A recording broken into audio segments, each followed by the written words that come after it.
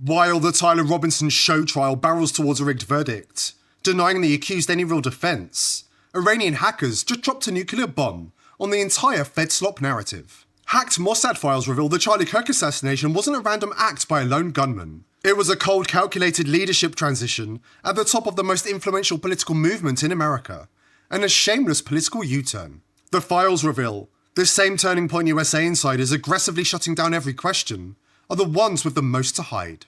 Want the complete unfiltered truth about Ben Shapiro's role in coordinating the operation, Tyler Bauer's Romania connections, Andrew Colvette's financial motives, and Mikey McCoy's suspicious movements straight from their leaked Mossad files? Buckle up. This is red hot and as dangerous as it gets. Before we dive in, subscribe to the channel if you haven't already, and join the People's Voice Locals community to join our incredible community, support the channel, and gain access to exclusive and uncensored content.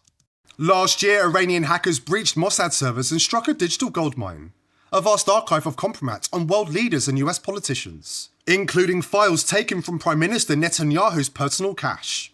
The first casualty of the leaks was FBI Director Kash Patel, whose private emails were dumped online, igniting a political firestorm. Don't be like Kash. Go to vp.net/TPV to learn how you can disappear from their digital battlefield. Now, Iran is turning the spotlight onto Erica Kirk and the leadership of Turning Point USA. This is a full-scale information war, and everything we've been told about the assassination just exploded. As the whole world knows, we have access to the Mossad archive. We read everything. It is very clear now. This assassination was not what they say. It was an operation to change the leadership and the politics. I don't think I need to explain why. But for those who are maybe a little slow, or who watch the cable news, Charlie was turning his back on Netanyahu's Israel. The files are clear. This was a classic IDF operation, right down to their weapon of choice, an exploding device. But on this occasion they were working in lockstep with senior TPUSA staff. We've got the details straight from the Mossad files on the operational roles of various Turning Point USA staff, including now CEO Erica Kirk, Andrew Colvette, and even the Daily Wire's Ben Shapiro, coming right up. But first, why are Turning Point USA so desperate for the world to accept the Fed slop narrative? Now look at his own leadership team. They are attack dogs, shutting down every investigation. Ask yourself, why? Shouldn't they be desperate for justice for their friend?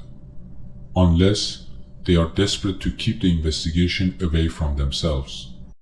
Keeping the investigation away from themselves is going to become increasingly difficult as the Tyler Robinson trial grinds on and continues to expose the Fed slop narrative for what it is, a steaming pile of horseshit. Here is Agent Hull, the man in charge of investigating the most important political assassinations in recent history, admitting he had only found out somebody bulldozed and paved over his crime scene from the media.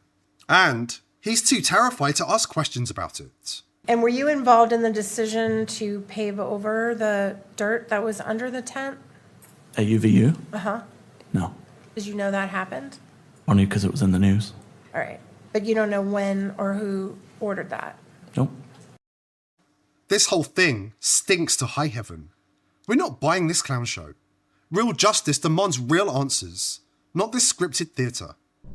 You know the crime scene was paved over on Sunday? They removed 10 inches of soil.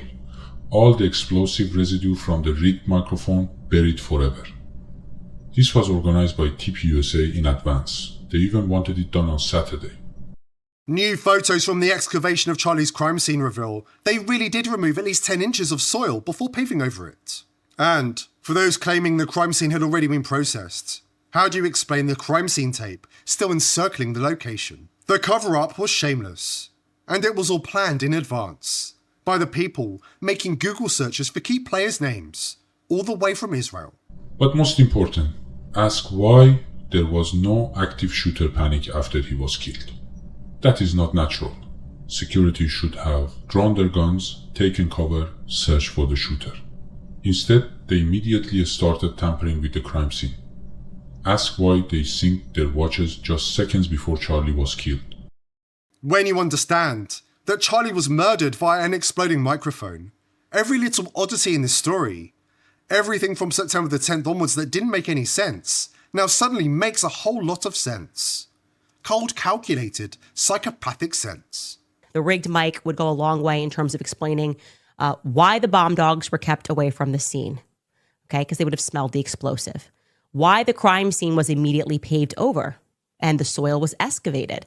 That's because explosive residue, as we have learned, really hangs on to soil. It is highly soil absorbed. So I can show you that here. I think we have a little science article that you can look up. You can research this on your own, but it says that the low water solubility and high soil absorption of PETN in particular, if we think that is the explosive, it would be very problematic and you would in fact need to dig out the soil. Why the feds were searching for Charlie Kirk's necklace? The same reason, explosive residue. Why there appears to be shattered black plastic or glass all over the SUV, which transported Charlie to the hospital. That would be the road bike. That would fit in perfectly. That would make sense.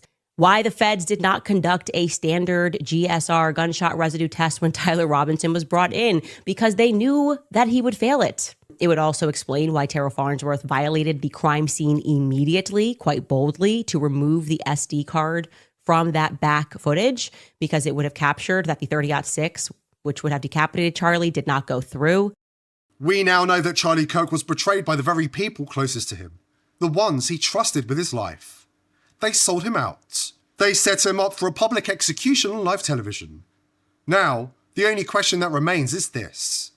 Which of Charlie's Turning Point USA staff drove the knife in, and which one stood there watching him bleed? And I got the news that Charlie had been shot, and my security was on the phone with Charlie's security because nobody knew what the hell was going on. Well, Charlie was still in the back of the car, and we were sort of getting updates along the way. We're exposing the traitors straight from the files when we come right back. Stay with us. It turns out that the key to losing weight and keeping it off is not about obsessing over carbs or fat or even probiotic-rich foods. The way to maintain a healthy weight, as well as increase your energy levels and live a long, healthy life, comes down to a specific and simple switch that you can flip in your body to flush out all of those unnecessary calories. Dr. Stephen Gundry calls this process the caloric bypass. He has seen thousands of people who have activated this process in their bodies dramatically improve their health. The people who've tried this find that their fat melts away, their energy levels improve like they were young again, and many of their health problems just simply vanish. Dr. Stephen Gundry has lost 70 pounds himself using his research and has kept the weight off for over 20 years and counting.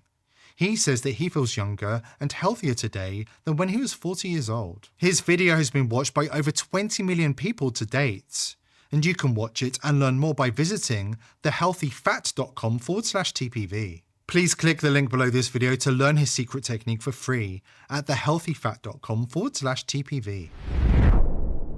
For those who believe a slow motion coup is taking place in DC right now, you aren't crazy, you're early. You'll know the coup is complete when American citizens are getting arrested, losing their jobs, and losing access to the bank accounts for criticizing Israel. Oh wait, that's already started. Let me get this straight. In the US, you can't protest Israel because they'll send in police to arrest you. You can't boycott Israel because 37 states have passed anti-boycott laws protecting Israel. And soon enough, you won't be able to criticize Israel because US politicians are about to pass a law that redefines what anti-Semitism is to include that criticizing the state of Israel is anti-Semitic. What the hell is going on? This is insane. Just quickly, check out vp.net/TPV to see how you can disappear from their systems and protect your neck. It's fast unhackable and as low as $5 a month for our audience. A small price to pay for a vital tool in 2026. Here's something that should make your skin crawl. Paul Vallely and Deep State Satanist Michael Aquino co-wrote the paper From PSYOP to Mind War, the Israeli blueprints for using psychological operations to control populations and win wars without firing a single shot. And guess what? Since Charlie exited the stage, Paul Vallely sits on the advisory board of Turning Point USA. Could they be any more obvious? They didn't even give Charlie first aid. There was unusually no ambulance on standby. I always had an ambulance on standby at my Turning Point USA events when I toured. This is an anomaly. It would answer to that would be because, well, the paramedics would have seen the shattered road mic pieces and all of the other evidence. The files are very clear why they took Charlie to Timpanogos Hospital instead of the closest trauma center. This is exactly the hospital where those doctors, the ones searched from Israel in the weeks before, were working. It was all planned. Why were they calling Ben Shapiro instead of providing Charlie with first aid? Ask why Charlie's shirt, his pants, his necklace, even his sport coat were never preserved as evidence. Ask why they extracted him with no first aid at all. They dragged him like a corpse. Ask why they removed the SD card from the camera right behind him. That was the most important angle, and now it has been conveniently erased from history. High-ranking Turning Point USA staff and Ben Shapiro colluded with Israel to deliver exactly what Netanyahu wanted: a public execution on live television. This wasn't random violence. This was a coordinated hit. A ritualistic murder broadcast live to shatter America's spirit and reshape the Turning Point USA power structure. And now even the Iranians are calling it out. They're saying the very Turning Point USA staff screaming the loudest to shut down all investigations are the ones with the most to hide. The ones who stand to lose everything if the full truth comes out. Which TPUSA staff are most involved? Simple. Just look at who attacks the questioners the hardest. Blake Neff, his stories keep changing, and he has family links to Fort Huachuca and military psyops. Andrew Colvett, he has more to hide than anyone. He had the most to lose if Charlie did the financial audit he announced. He also has family connections to Fort Huachuca. And Tyler Bowyer, somebody needs to look into his deep connections to Eastern European orphanages, especially in Romania. Same place where Erika Kerk has old links. Very strange timing, no? These kind of places can be used for many things, not all of them good. The files show more than they want us to know. Whether you're in a position of power, like Kash Patel, or just somebody asking uncomfortable questions, digging into the darkest rabbit holes, the establishment is rigged against you. Their goal is the same: discredit you, isolate you, ruin you. That's why tools matter. Want real privacy in a world that's watching your every move? Check out vp.net/TPV. It's engineered with security architecture so bulletproof that they literally can't give up your data, even if every government on earth comes pounding on their door with warrants in hand. They don't just have a no logs policy, they have zero logs. Check out vp.net/TPV. Legacy VPN say trust us not to monitor you. vp.net says don't trust us, verify.